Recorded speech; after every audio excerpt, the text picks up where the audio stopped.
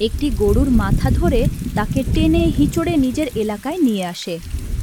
তারপর সেই সিংহ জোরে জোরে গর্জন করতে থাকে।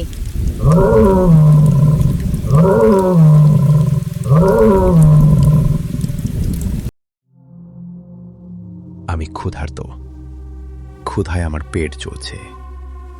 আমার শিকার চাই, আমার শিকার চাই। এ কথা বলে কালো সিংহ নিজের এলাকা থেকে বের হয়ে নদীর ধারের দিকে যায়। কিন্তু কালো সিংহ সেখানেও কোনো শিকার পায় না।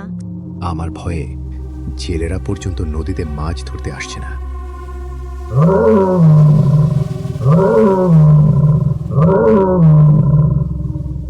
ঠিক তখনই আকাশ কালো মেঘে ঢেকে যায়। জোরে জোরে বজ্রপাত শুরু হয়, আর সঙ্গে সঙ্গেই মুষলধারে বৃষ্টি নামতে থাকে। এদিকে সুন্দরবনের একটি গ্রামে সেই সময় মাধবী রান্নাঘরে রান্না করছিল। মনে হচ্ছে বৃষ্টি শুরু হয়ে গেছে।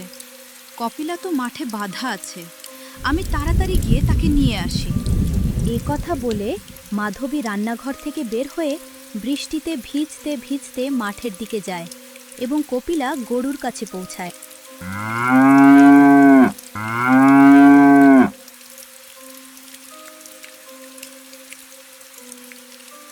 এই দেখ, আমি এসে গেছি, এখন আর ডাকতে হবে না। আরে আরে, আমার কপিলা গরু তো পুরো ভিজে গেছে। সন্ধ্যা ভাবির গরু আর রতন কাকার গরুও তো এখানে আছে, তারা এখনো গরুগুলো নিতে আসেনি। ঠিক তখনই আকাশে জোরে বজ্রপাত হয় এবং দুইটা গরু ভয় পেয়ে জোরে জোরে ডাকতে থাকে। এমন ঝড়ে এই দুইটা গরুকে এভাবে রেখে যাওয়া ঠিক হবে না। আমি নিজেই এদের বাড়ির দিকে আগায় দেই। রাস্তা চিনে ওরা নিজেরাই বাড়ি চলে যাবে। হ্যাঁ, আমি এখনই আগায় দিচ্ছি।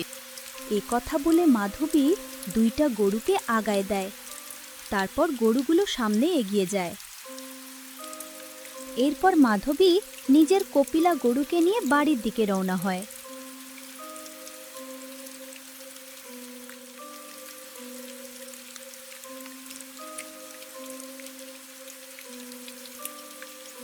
আমরা তো বাড়ি চলে এসেছি, এখন আর ডাকতে হবে না। চল, তোকে গোয়াল ঘরে নিয়ে যাই, আমার এখনো রান্না বাকি আছে। মাধবী কপিলা গরুকে গোয়াল ঘরে রেখে দেয়। তারপর সে আবার রান্নাঘরে চলে যায়।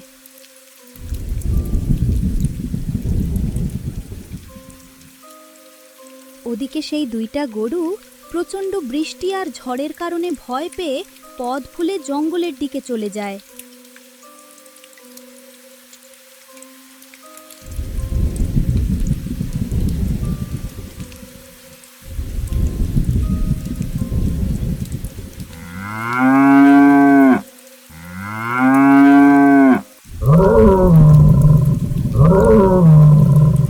গরুর আওয়াজ শোনা যাচ্ছে, এবার আমার পেট ভরবে। এ কথা বলে কালো সিংহ গরুর আওয়াজের দিকে এগিয়ে যায়।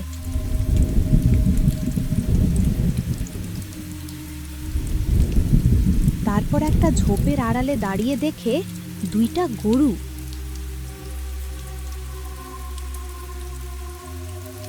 দুইটা গরু, আজ তো মজা হয়ে যাবে। আজ শিকার নিজে থেকেই শিকারীর কাছে চলে এসেছে।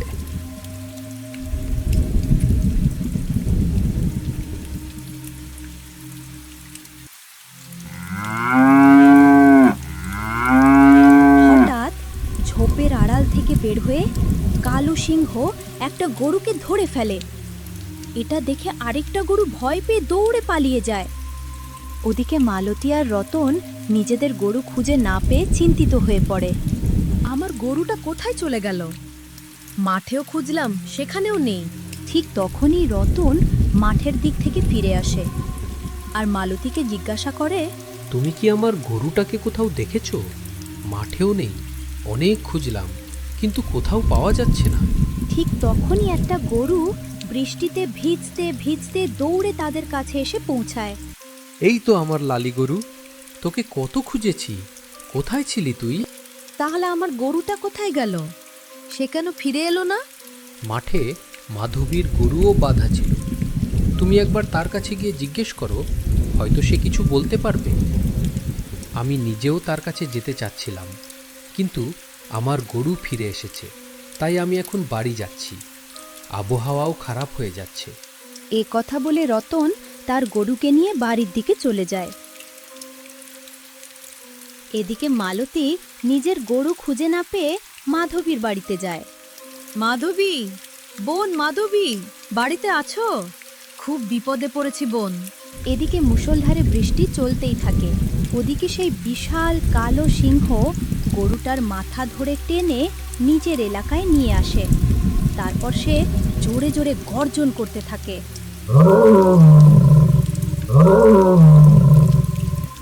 এরপর ধীরে ধীরে বৃষ্টি থেমে যায়। মাধবী মালতীকে পুরো ঘটনা খুলে বলে।